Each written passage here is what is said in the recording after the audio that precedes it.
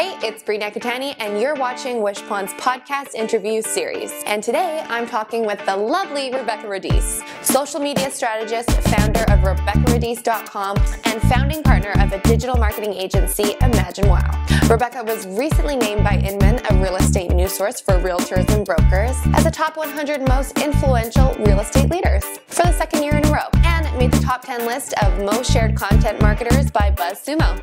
Today we talk about how she built her brand back in 2004, what previous experiences helped her in her career, the importance of being personable online, and more. So let's talk to Rebekah. Hi, I'm Rebekah Radice. I am a social media strategist, speaker, and digital marketing specialist, and I am the Chief Experience Officer at Imagine Wow, a digital marketing agency, as well as RebekahRadice.com. I have been a blogger since 2004, which totally blows my mind, wow. Bree, that it feels like, you know, ancient, just a huge amount of time in the online world. But yeah, I just celebrated recently my 10th blogging anniversary. So wow. I spent a little bit of time online. Thank you. That's amazing. And that's a lot of years of blogging, that's for sure. Especially, that's probably before it was even a popular thing to do. Now we have bloggers all over the place.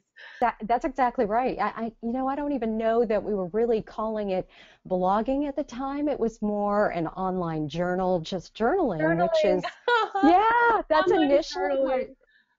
Exactly. I think that was initially what got me intrigued, kind of excited about it. But yeah, whatever the case, it sucked me in, and I definitely got bit by that bug pretty hard. For sure. And well, take us back before 2004 when you started building your brand online. What led you to this field? Maybe not intentionally. What led you to the field of being a social media strategist for you?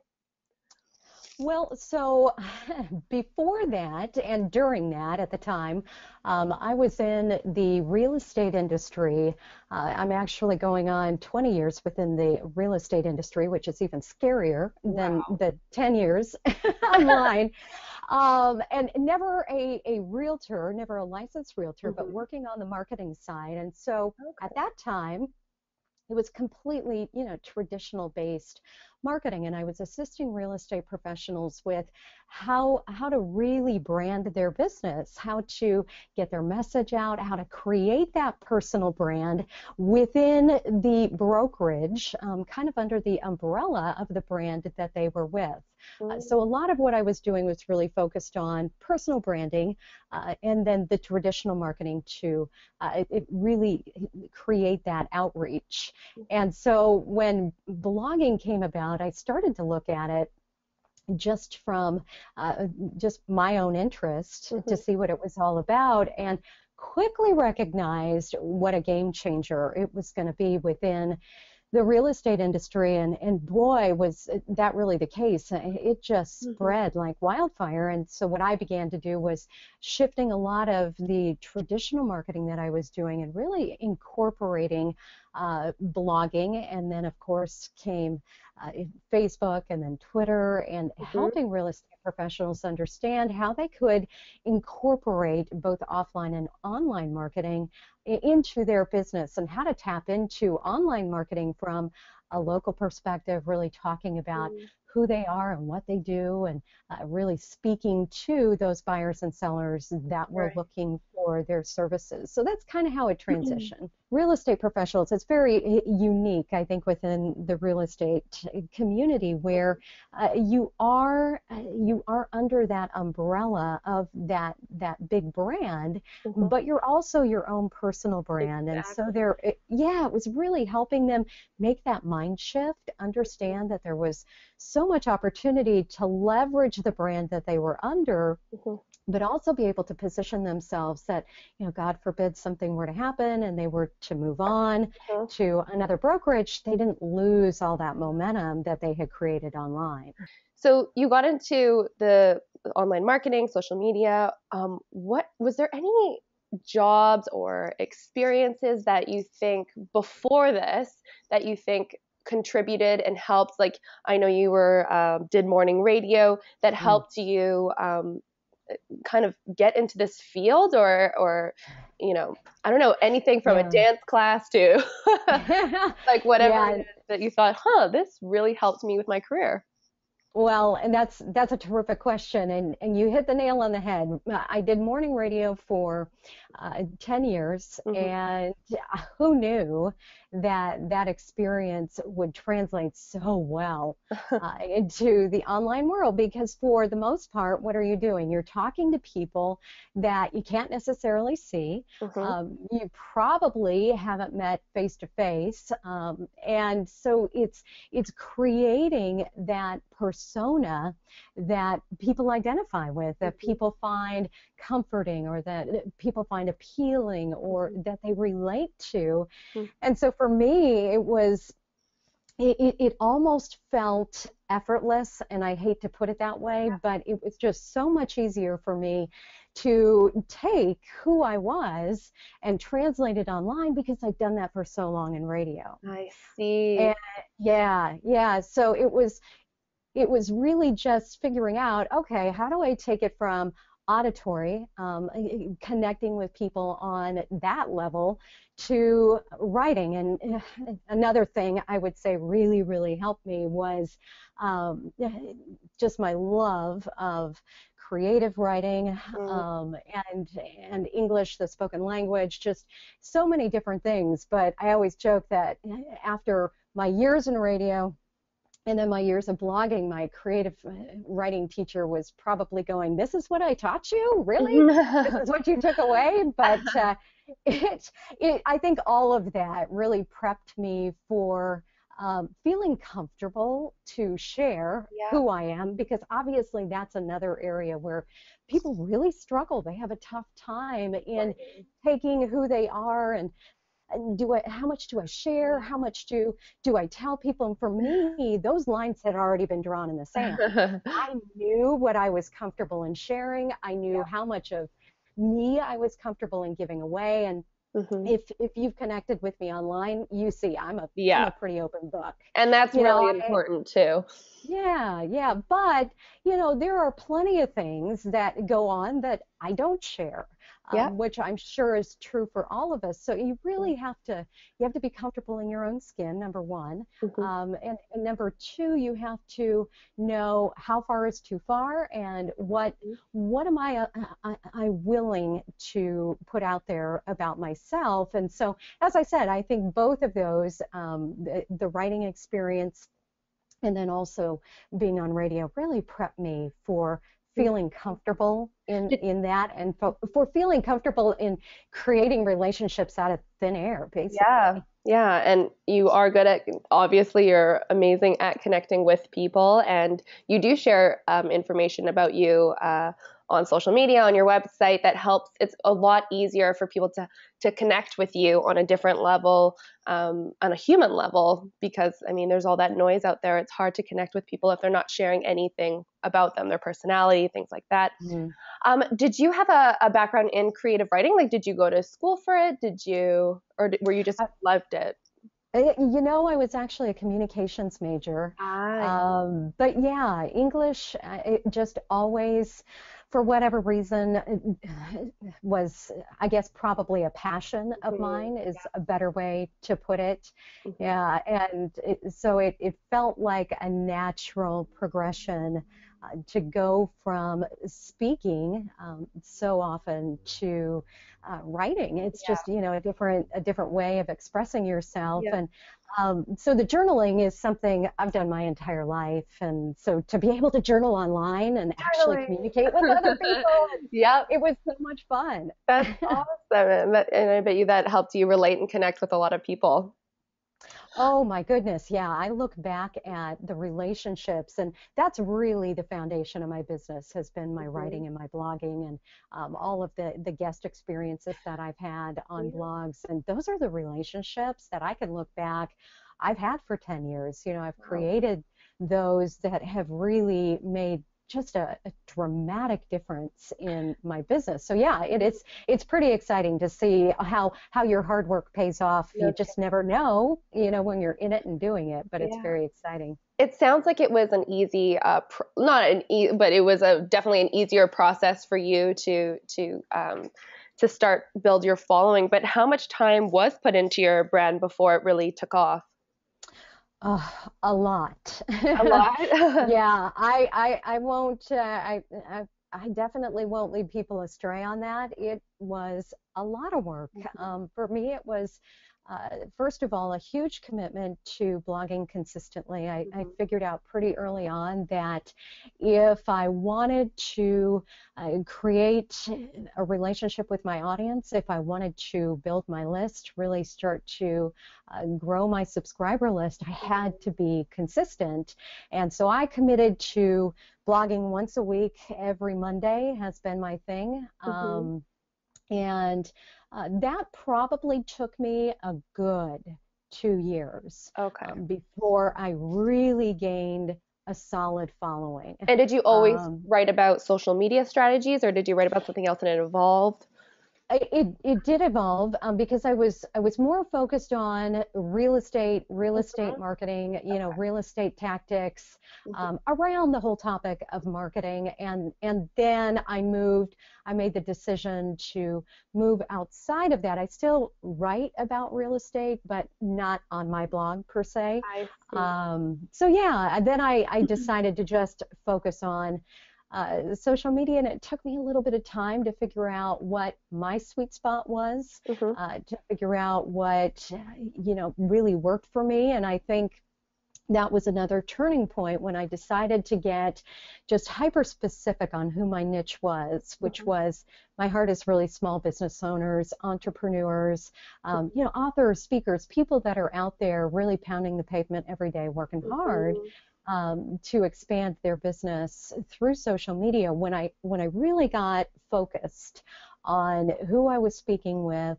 and started writing content that was just focused on small business tactics, helping them, whether it was through Facebook or Google Plus, that made a big difference. And then the second big difference was writing longer posts. I think I've come to be known as the person that can't say what I need to say in under 1,500 words. I saw your blog post from today. I loved it. It was straight to the point. Thank you. Really, thank you. It was long, like you said, though, but it has a lot of tangible content. I think today was on image sizes, so like right. Those ones always do really well, and you already have 1,000 shares on that. I was like, how already? I know it really is, but I think that had a big part in making that jump, I think, from where I was with my blog at the time to where I am today. And I think too often people think if I cast a wider net, if I go after a larger target audience, I'll be able to spread my message to a whole lot more people. And there's a lot of logic in that thinking, but to me, niching down really was what worked for me. And then, like you said, it's about making it very actionable. I want people to walk away from every blog post feeling as if, wow, okay, she just took something that feels totally overwhelming, or I just didn't understand how to even integrate that into my business, and she made it just very, very easy and also actionable so they can take that next step. Because, I mean, how many blogs do we go to, and I'm sure you do it on a daily basis, and you go, really? There was nothing here that I could walk away and implement in my own business. So I really made a commitment to that too, that if I was going to write, it was going to be something that was valuable to people.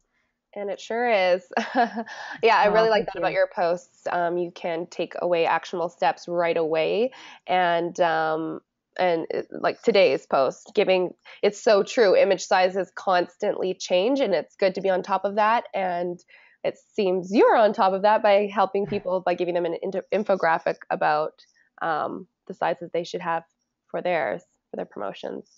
Yeah. So I have a question. What do you think about Instagram marketing? Do you focus on that at all? I know a lot of people say Instagram will be, or is the most powerful social media platform. What are your thoughts on that? I am a huge fan of Instagram.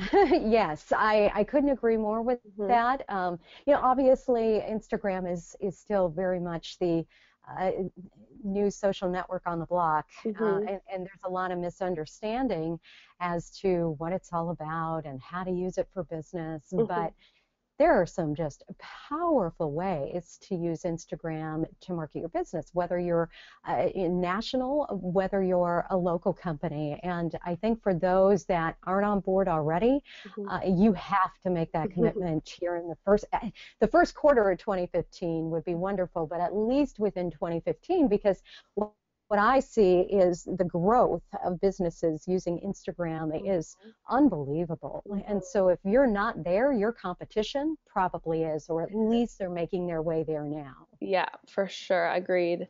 And do you feel like there's any social media platforms that are dying?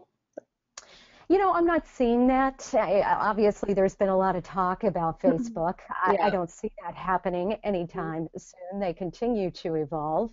Hmm. Uh, and no, I think what we're seeing is uh, growth, unprecedented growth. I know I just saw a survey that was just released within the last, I believe, week, Hmm. where Pinterest and Twitter were the biggest as far in terms of growth in Hmm. 2014. They grew faster than any of the other social networks, and Pinterest is very similar to Instagram in that people are still trying, still wrestling to understand what that network is all about. So if anything else, I think more people are jumping on board. I Hmm. think more people are really wrapping their heads around how do I use this within my business? Hmm.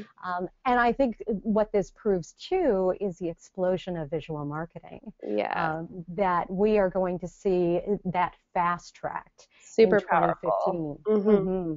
And do you use those platforms for your business, or are you more content based? Because you have a great content. I'm sure you leverage that for I do. I Twitter. definitely, absolutely. I use Mhm. all of them, all of the above, everything we've talked about Awesome. for my business. Yeah, and it's they're all very different social networks. So Mhm. your content comes out in a very different format. Yeah. Um, but that's the beauty in I think having an integrated strategy where you are able to utilize all of these different social networks to Mhm. reach a very unique audience, Yeah.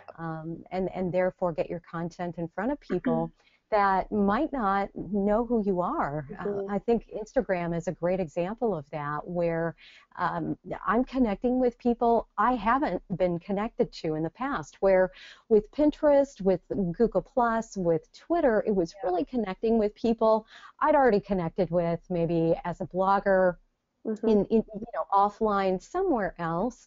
And Instagram's been very different in that sense, to where I think you can really open yourself up Mhm. to, like I said, that whole new audience. Yeah, it's a new medium. What's some advice you'd give a small business owner, looking to have a social media presence but doesn't know where to start? There's so many platforms, like you said, you kind of post on all of them, which is amazing. But to get to that point takes some time to build those online presences, that online presence on those platforms. Well, I give a few pieces of advice. So first of all, do your research. Yeah. Understand who your target audience is, so who's your target market, Mhm. and then know where are they spending their time. Because to your point, diving in and trying to tackle all these different social networks at one time is a recipe for disaster. Yep. You're probably going to totally overwhelm yourself, and when you overwhelm yourself, what happens? You just drop it and run screaming in the other direction. So there And you go, that's where we listeners. You heard it from exactly. Rebekah. That's where you see the inconsistency come in. Is it's that total freak out mode Yep. of what have I gotten myself into? There's Hmm. no way I can manage this. So, There's no need you to know, overwhelm yourself with all of no, the no. platforms. I agree. Definitely not. And so I think it's, understand what are those one or maybe two social networks that your target audience are spending their time on, where are they hanging out? And then understanding, okay, so how are you going to insert yourself into those conversations, those communities? So you're going to have to spend some time doing a little research on your competition. Take a look at what's working for them, what's not, what are they doing really well, and then where are those opportunities that you can expose and really take advantage of, because you can be willing to bet that your competition, once you take a good solid look, is probably doing some things really well, but they're also probably leaving some areas where you can come in and dominate within that market. So I think those are the biggest issues that I typically see, is that hit or miss strategy where you go into it without doing your research. You go into it without understanding where you should be spending your time, and then understanding who you're really trying to reach. Because as I said, if you tell me your target market is everybody, wrong answer. Yeah.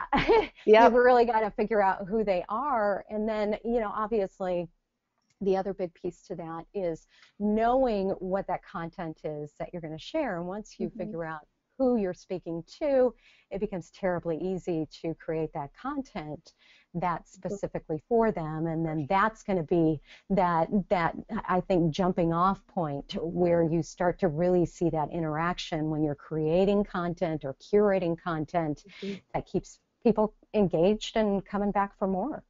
Are there any special moments that you've had with your clients or someone, or that you've worked with, companies that you've worked with, that that have really, made you feel like, okay, I am in the right industry.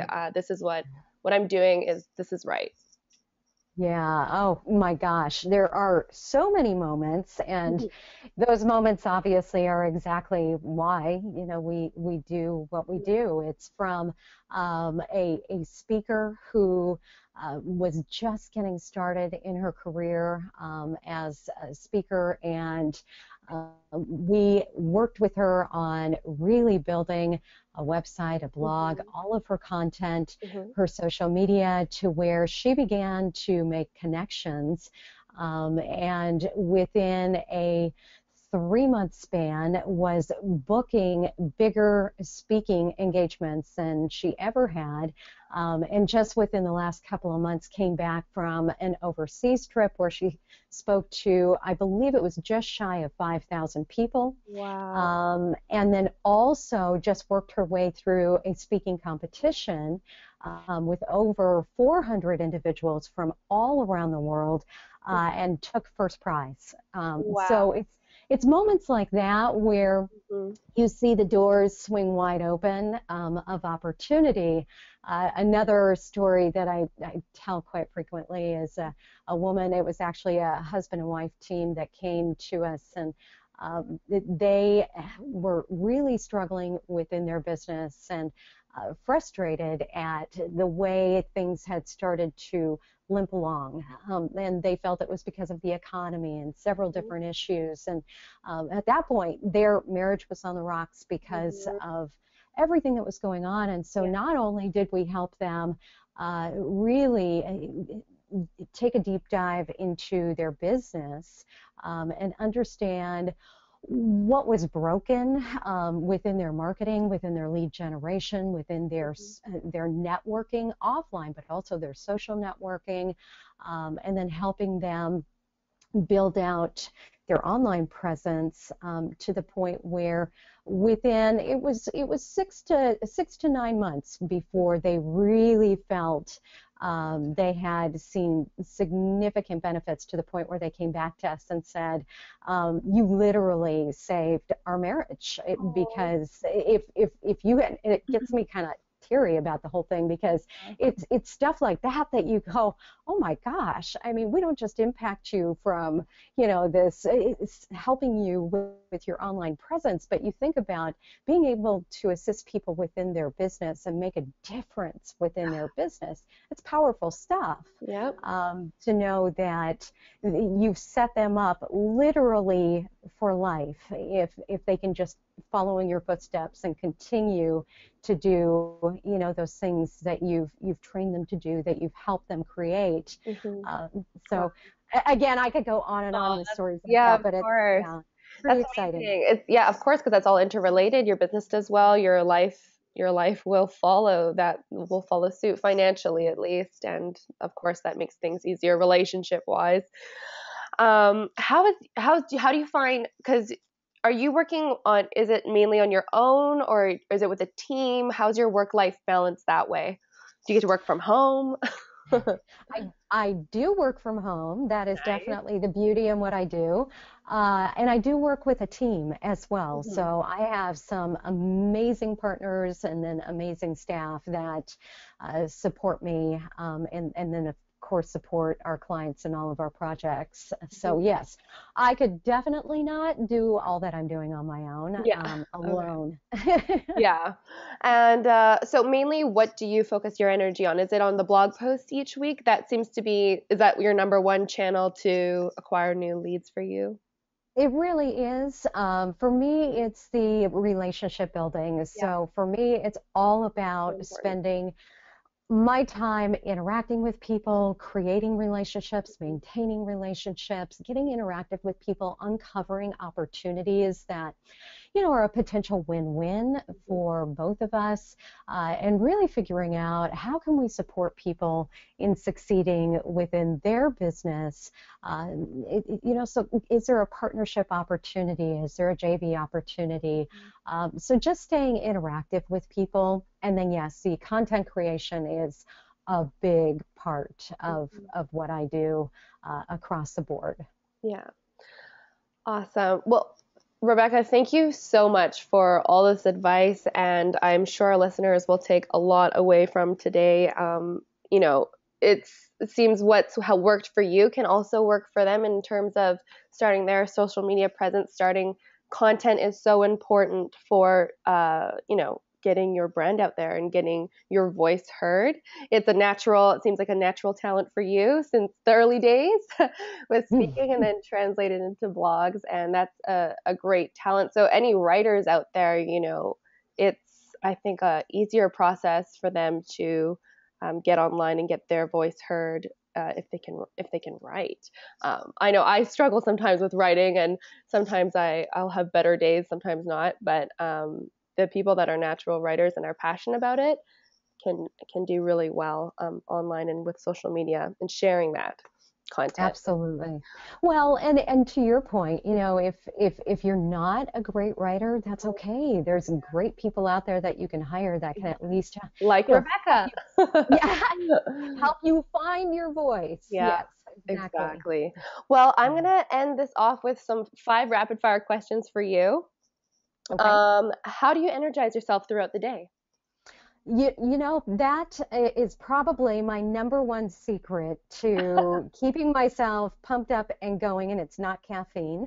I have 2 little dogs, 2 little chihuahuas, and they are extremely active and love to get out. So I get out, at least 5-6 times a day and just walk the block with them. And living in Southern California, I can't complain. We 99% of the time have beautiful weather, so it's just a nice way to get out from behind the computer and get outside. Get some vitamin C and get some chihuahuas. That's the answer. There you go. Done. I want to do that. Okay. And what is the first thing you do after a day of writing? After a day of writing, there's probably multiple different things, but any of it would be spending time with my hubby. He and I just absolutely love being together. And so, it might be taking our dogs. Again, they kind of go everywhere with us. We have multiple little favorite restaurants, and, going over there, grabbing a bite to eat, grabbing a glass of wine, and just catching up with each other on the day. That would be my favorite thing. That's great. Exactly. Yeah, and it's good you have that work-life balance, because it comes through in your writing. You're so positive, and you radiate this positivity that other people love to read and take in and share. And, it's important to have that work-life balance. Well, thank you. I agree. Are you a morning or night person? That's a tough question. I think I'm a little bit of both these days, because I love to write early in the morning. If it's a heavy writing day, I could get up at 5 a.m. Wow. But then I'm up till 11:30 at night. So I guess I don't know. As I've gotten older, having done morning radio, I've always been a morning person. I see. But I also find that there's things within my business I enjoy doing more in the evening. So it's kind of a strange thing, I guess. Yeah. And what is your number one social media tip for marketers?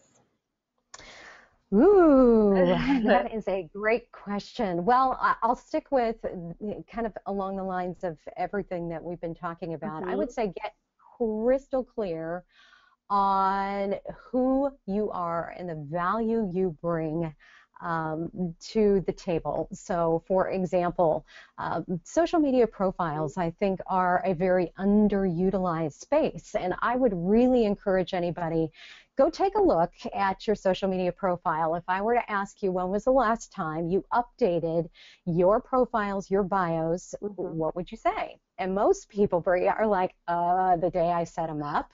And it's a great idea to go dust those off every once in a while. And I like that. And really, add some details. Make it personable. Think about it from your customer's point of view. What are your social media profiles say about you? Are they inviting? Are you making yourself relatable, accessible? And then most of all, are you easily identifiable? So go dust off your social media profile, update the links, update the content about you, and then inject some of your personality into it. All right. I love that. And what is the best advice you've been given in your position? Focus. Stay focused on the task at hand. Don't get sidetracked by the shiny object. There's always going to be something new, something great, whether it's a tool, whether it's a social network, and stay focused on what you're doing and why you're doing it. Again, it goes back to that commitment and that consistency. And if you're constantly binging all over the place, if you're bouncing around, it's going to be hard to get that traction and really gain momentum in any one area. So stay laser beam focused on what you're doing and why you're doing it. Thanks, Rebekah.